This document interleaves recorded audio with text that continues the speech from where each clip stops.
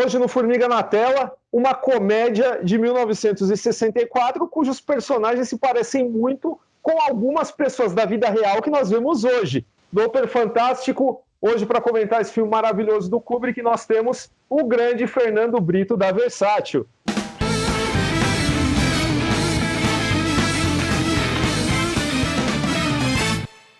Opa, muito obrigado pelo convite, agradeço aí, vai ser uma honra, porque inclusive estava comentando aqui antes da gravação que o Doutor Fantástico, eu convivi com um filme aqui por várias semanas, que eu tive que ver e rever inúmeras vezes para poder cuidar do lançamento em Blu-ray dele. Então, assim, é um filme que eu sempre gostei muito e poder falar dele vai ser muito legal. Obrigado aí pelo convite, gente. Bom, vamos lá, né? Falando sobre Doutor Fantástico ou Como Aprendi a Parar de Me Preocupar e Amar a Bomba. Filme do Kubrick, né? Então acho que a ideia aqui é a gente falar um pouco sobre ele, né? Fazer um pouco de análise, entender um pouquinho, né, de como ele... o legado dele, né, até o momento, porque é um filme de 64, um filme já, vamos dizer, antigo, não é, né, talvez os mais lembrados do Kubrick, né, o Kubrick que é um dos principais diretores da história, sempre é falado de 2001, Laranja Mecânica, Iluminado, Doutor Fantástico é menos falado, mas ele é tão importante quanto. Doutor Fantástico é um filme de guerra, né? Uma comédia, né? Como ele diz, é uma comédia de pesadelo, né? De guerra. Se a gente for realmente, né, pensar, né, na época que foi lançado, né, um filme de 64, né, a gente estava, né, em plena Guerra Fria, e o filme ele é totalmente isso, e com uma pegada cômica, eu fico imaginando realmente, né, como é que foi recebido, né, o filme nesse ano, e o que causou, né, vamos dizer assim, o que pode ter causado com todo mundo que estava assistindo. Mas é um filme, assim, excelente, um filme político, tem muita coisa que dá pra gente poder falar sobre ele. Eu acho que o Fernando, pelo tempo que ele ficou imerso aí no filme, ele tem bastante história sobre a recepção da época, né, pra nós aí. Não, sem dúvida, é um filme muito importante. Eu sempre gostei bastante do filme. Eu tive uma felicidade de dar um curso sobre o Kubrick no Sesc Pinheiro há alguns anos. E na época eu frisei bastante para os alunos, né, que os biógrafos do Kubrick vão colocar. Esse filme foi um sucesso absoluto, né, de crítica e de público, e foi o filme que possibilitou para o Kubrick, na negociação com os estúdios, ter maior liberdade. Então, o filme, na verdade, que assim, o Kubrick é um exemplo de um cineasta-autor que sempre vai se debater com o estúdio. Ele quer ter a liberdade de cuidar de todas as etapas da produção. Então, ele é um dos famosos control freaks do cinema, justamente porque ele se envolve em cada etapa, em cada processo. E para ele é essencial não acontecer o que aconteceu no Spartacus, que teve todos os conflitos com o Kirk Douglas, que já tinha demitido o Anthony Mann e chamou ele de sopetão. Foi importante para ele entrar no sistema de estúdio, foi um filme importante para o público, o grande público, conhecer o Kubrick, que afinal de contas era um cineasta independente, era um cineasta ainda que muitas pessoas não conheciam, né? Mas o Lolita também já teve alguns problemas com o Lolita, e com o Doutor Fantástico é um filme que ele consegue, com esse sucesso absoluto que ele teve com o filme, ter essa liberdade maior a partir dos próximos projetos ainda.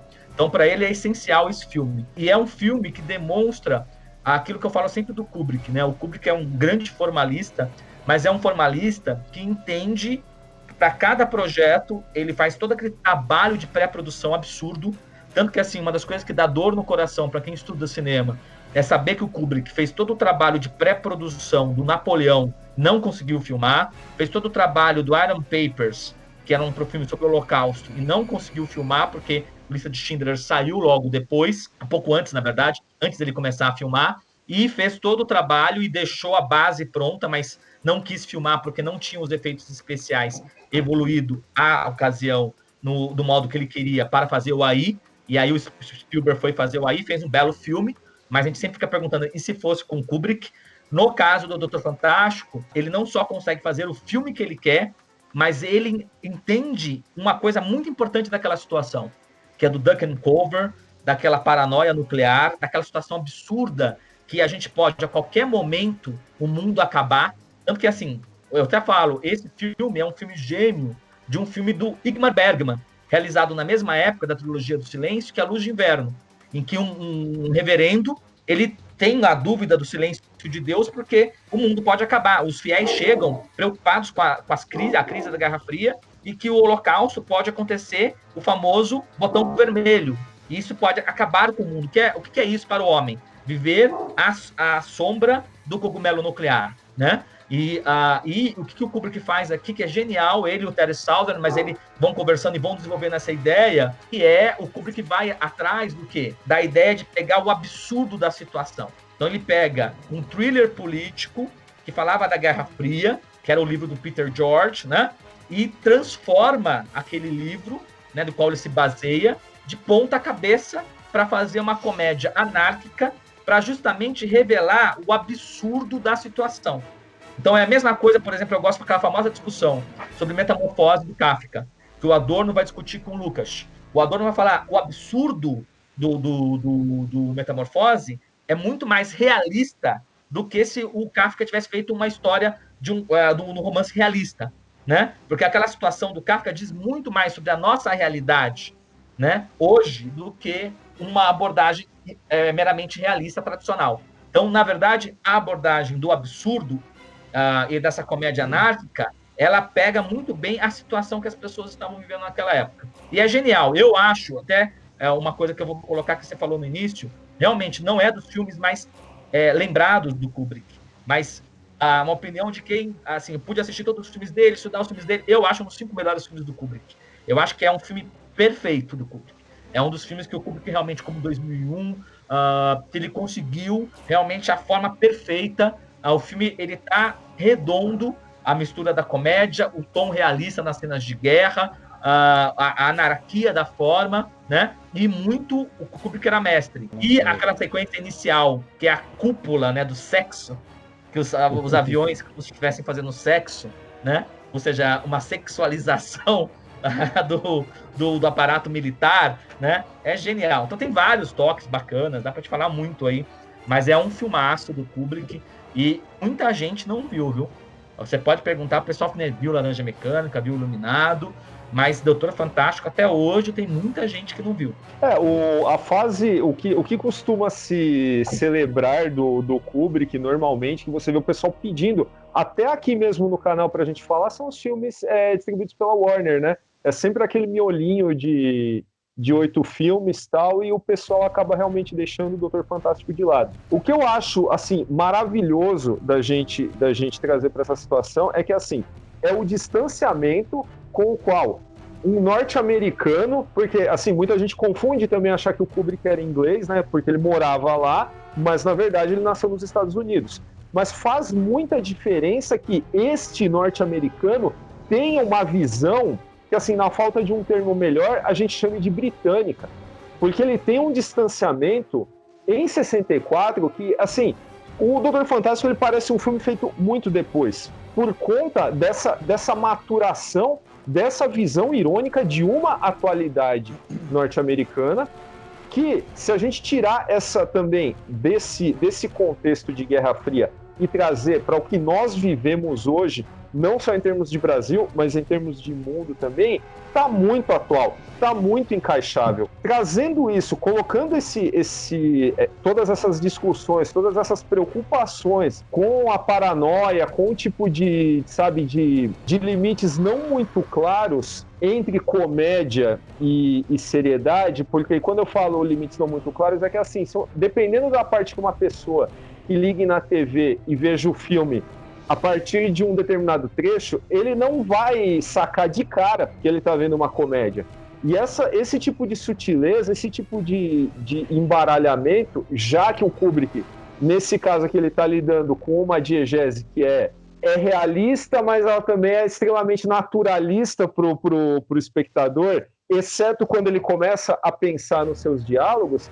Cara, é um negócio de fato de explodir a cabeça, né? Eu costumo dizer que o próprio Dr. Strangelove do título, assim, a presença dele no filme, ela passa como um negócio até acessório, né? Você imagina que daria para fazer o filme sem a presença dele, trocando o título e tal, depois que você vê algumas vezes e começa a pensar sobre essa construção, mas quando você para prestar atenção em como essa participação é importante para fechar o raciocínio sobre Guerra Fria, sobre Estados Unidos, mas não é apenas uma crítica aos Estados Unidos, embora ele esteja na lente ali o tempo todo. Ele está criticando também a própria União Soviética. E a presença do embaixador ali, o embaixador soviético na sala de guerra também é um negócio que é um caso pensado para fechar essa linha de raciocínio do cara que, nossa, é fantástico. Isso.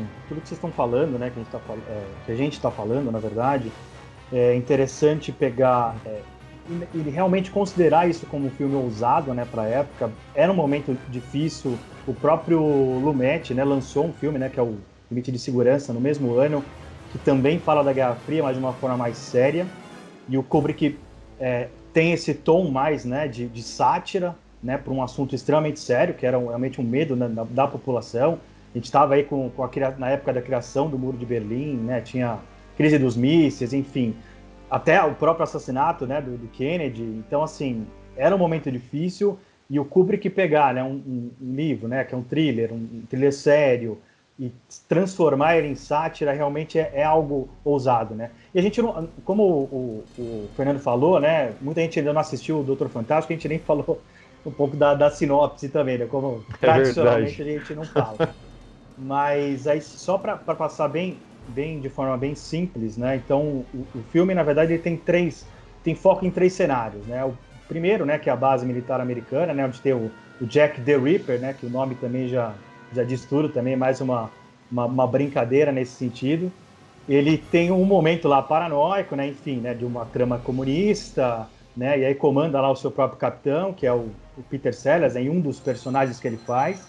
E aí é para ordenar o plano R, né, que é o plano lá que vai desencadear ali um ataque em massa lá na União Soviética, né, que aí vai gerar, né, obviamente, aí a Terceira Guerra Mundial, enfim, né, a bomba atômica e tal. E então parte desse início, e aí como eu falei, né, tem esses três núcleos, né, então a gente vai acompanhar essa base, né, vai acompanhar também um dos bombardeiros, né, americanos, que é super divertido também acompanhar, né? Também é todo o processo interno desse bombardeiro, é legal. O principal, que é a sala de guerra, né? Onde vai estar o presidente americano, vai estar o embaixador russo, vai estar o Dr. Strangelove, onde talvez aconteça os momentos mais divertidos, né? Vamos dizer assim. Então, assim, isso aí é uma passagem bem por cima, assim, do que é a história. E o legal que o Fernando comentou, que é interessante, que eu também acho, né? Que é o contraste que o Kubrick faz. Então você tem, né, uma trilha mais calma, mais romântica, com aquele momento lá de copulação, né, do bombardeio.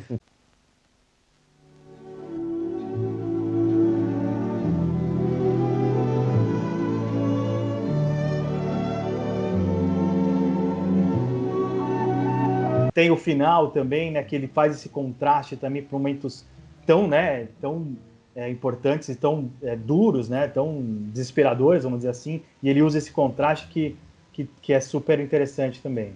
Então, na verdade, é muito interessante que você acabou de falar aí do Sidney Lumet, do Limite de Segurança, o Fail Safe. Inclusive, nos extras, são 4 horas aí de extras, tem documentários especiais que falam dessa situação que houve, que é justamente o Kubrick e o Sidney Lumet filmando ao mesmo tempo um filme sobre um tema muito parecido. O que acontece? O Limite de Segurança do Sidney Lumet, ele é baseado numa outra obra, né? Num outro romance diferente do Doutor Fantástico, que é baseado num thriller político do Peter George. Só que realmente o Limite de Segurança faz a abordagem desse tema pela abordagem mais séria, como se fosse um thriller político, né, de suspense da Guerra Fria.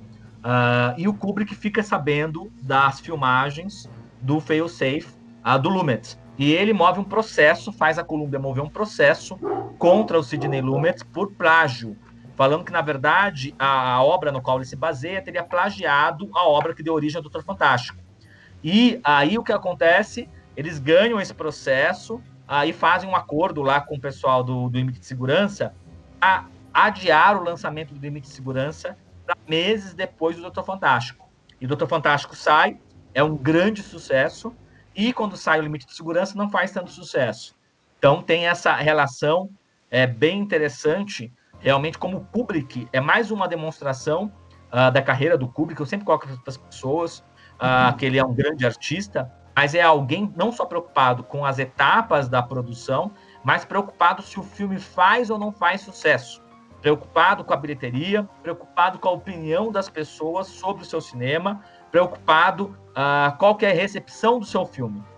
O que eu sempre falo, não existiria Iluminado sem o fracasso do Barry Lyndon, porque foi o fracasso do Barry Lyndon que vai motivar, né, o Kubrick a se antenar com os tempos e entrar na onda do filme de terror, que vivia o seu apogeu, né, no final dos anos 70, depois do fenômeno Exorcista. Então ele vai atrás de uma adaptação do Stephen King, que é justamente um escritor novo, que estava lá com um livro que faz sucesso, que é o Iluminado, justamente para erguer a carreira popularmente. Então o Kubrick sempre teve essa preocupação, né? E o bacana dele com o Doutor Fantástico foi que ele obteve o grande sucesso que ele queria, né? Que permitiu para ele, como eu disse, ter uma relação com os estúdios de uma liberdade praticamente quase total, de carta branca, poder escolher os seus projetos, né? E aí ter essa carreira dele brilhante que ele teve, né? E o Doutor Fantástico é um filme chave nessa consolidação do Kubrick como um cineasta, não só grande cineasta autoral, mas um cineasta também que ele é aquele cineasta autor que chega ao grande público. Como nós vemos hoje, por exemplo, pessoas que tentam imitar o Kubrick, que é o Nolan, que é um formalista da nova geração. O Nolan, ele é um cara que consegue fazer filme, que é um filme mais comercial, que as pessoas vão ter mais acesso, mas tem também seus seguidores como um cineasta autor. Não estou falando que o Nolan é bom ou ruim, não vou entrar nesse mérito agora, mas é um cineasta que ele trabalha os dois polos, né? O Kubrick foi um dos primeiros cineastas nesse sentido. Claramente, autor que veio de um meio independente dos anos 50 e que consegue fazer, e depois que atravessa, cada filme do Kubrick, a partir do Doutor Fantástico, é um evento. Então é isso, pessoal. Esse foi nosso Formiga na Tela sobre o fantástico Doutor Fantástico. Aproveitando aqui a maravilhosa presença também do nosso querido Fernando Brito, da Versátil. Opa, eu agradeço bastante, viu, pelo convite. Também só anotar que a gente acabou não falando, é tanta coisa, é pouco tempo, da genialidade do Peter Sellers, que é um gênio da comédia, interpreta 3 papéis nesse filme, é impagável. E que, olha, gente, aproveitem para comprar essa edição do BD do Doutor Fantástico, que é uma edição que vem com BD, com pôster, 2 cards, muito bacana. Está à venda no versatilhb.com.br, é um produto exclusivo, que vale muito a pena ter o filme com dublagem, ainda com 4 horas de extras, e completar a coleção do Kubrick em HD no Brasil. Era o único filme que ainda não estava disponível em BD. Então, é muito legal. Não deixem de conferir e assistam o Doutor Fantástico. Então é isso. Acesse Formiga Elétrica, nosso site www.formigaelétrica.com.br. Também procura a gente nas redes sociais, Facebook, Twitter, Instagram, onde é @formiga.elétrica. Também dá uma olhada na nossa campanha de financiamento coletivo e recorrente no Apoia-se, www.apoia.se/Formiga Elétrica, ver se você quer contribuir com a gente, ajudar a aumentar a nossa qualidade técnica, aumentar o nosso conteúdo e por aí vai. Se ainda não fez, dá um joinha aí no vídeo, se inscreve no canal, ativa o sino para ser notificado a cada novo vídeo. E é isso, manda e-mail para natela@formigaelétrica.com.br e a gente volta na próxima quarta. Falou!